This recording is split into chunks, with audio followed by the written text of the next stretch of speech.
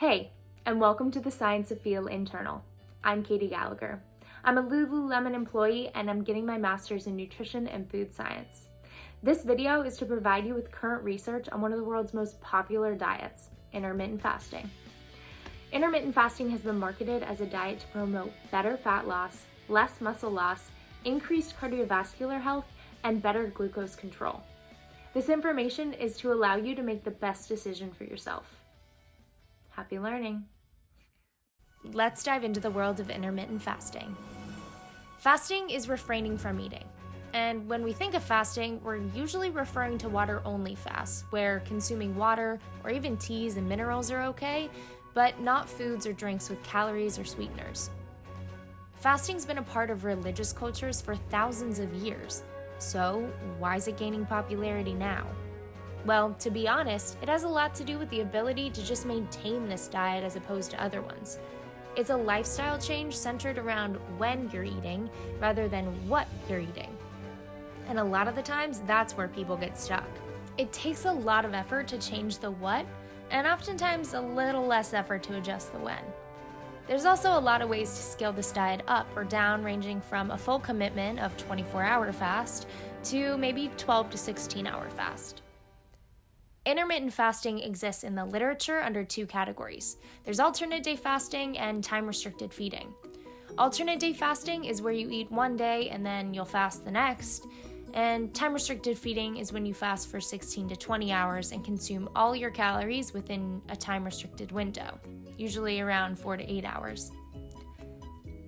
There are a lot of changes that happen in your body on a cellular and molecular level when you fast. Your body adjusts hormone levels to make stored body fat more accessible, and your cells initiate important repair processes and change the expression of genes. Here are just a few of the changes. The levels of human growth hormones skyrocket, and this has benefits for fat loss and muscle gain.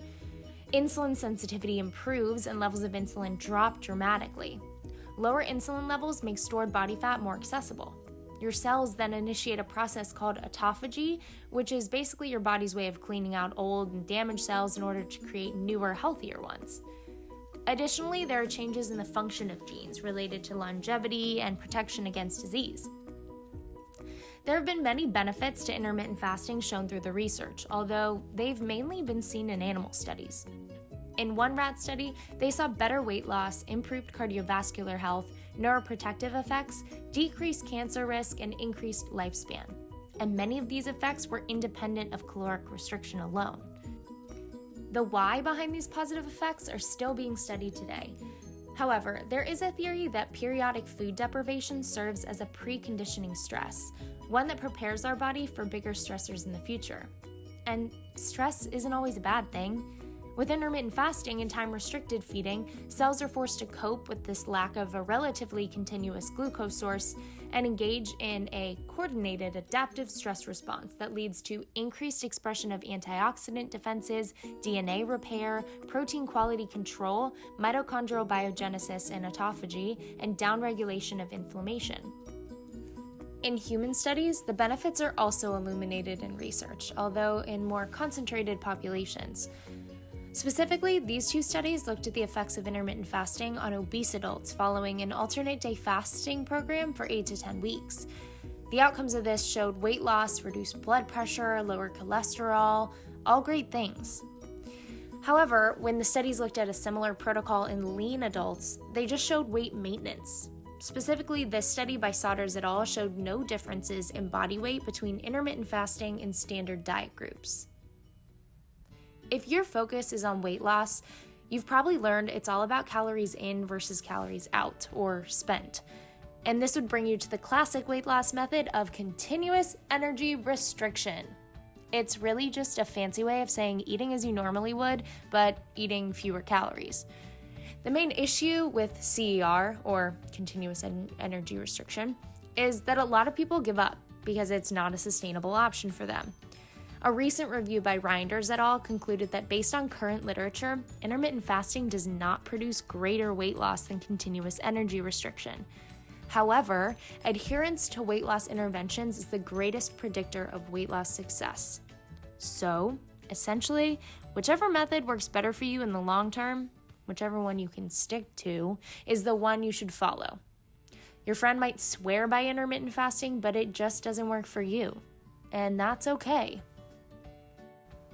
The largest systematic review to date included 40 studies, and it found that while intermittent fasting was better at reducing hunger than just continuous energy restriction, it wasn't able to translate into significantly improved body composition or weight loss. So, essentially, intermittent fasting is a valid option for weight loss, it's just not better.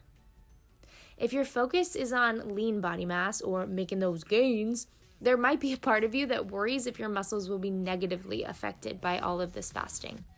And to quell that worry, I'll share this 2006 paper that showed even 40 hours of fasting showed no significant negative changes in the regulators of muscle mass or muscle atrophy.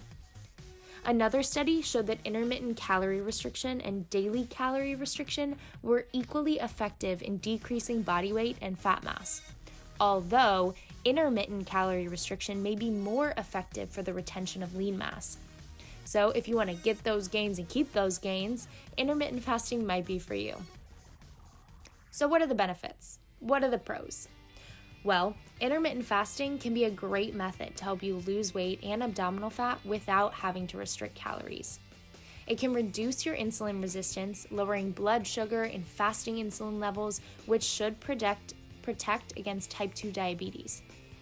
Some studies show reductions in markers of inflammation, which is a key driver in many chronic diseases. Intermittent fasting may reduce LDL, or what I call your lousy cholesterol, blood triglycerides, inflammatory markers, blood sugar, and insulin resistance, all factors for heart disease. Then, animal studies suggest that intermittent fasting may even prevent cancer or extend lifespan. All right. Now, what are the cons? What are the concerns? Well, the biggest side effect, of course, is hunger. But really, when you change the patterns of your daily eating, you'll go through this feeling regardless.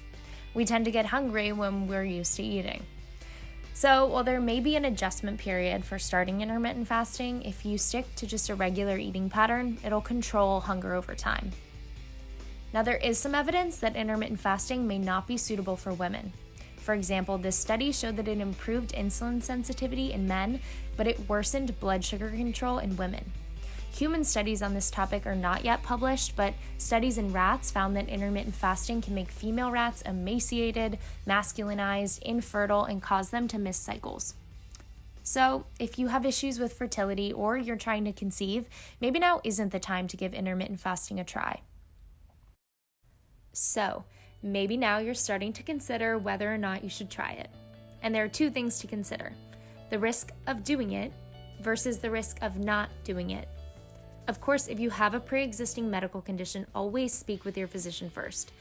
However, if your risk profile is low, then experimentation might be a good idea. If you're on board and want to give it a try, your next question might be, what should my fasting window be? Well, in the next video, we'll visit the research on nutrient timing, and you'll learn if and how the when matters. Thanks for watching.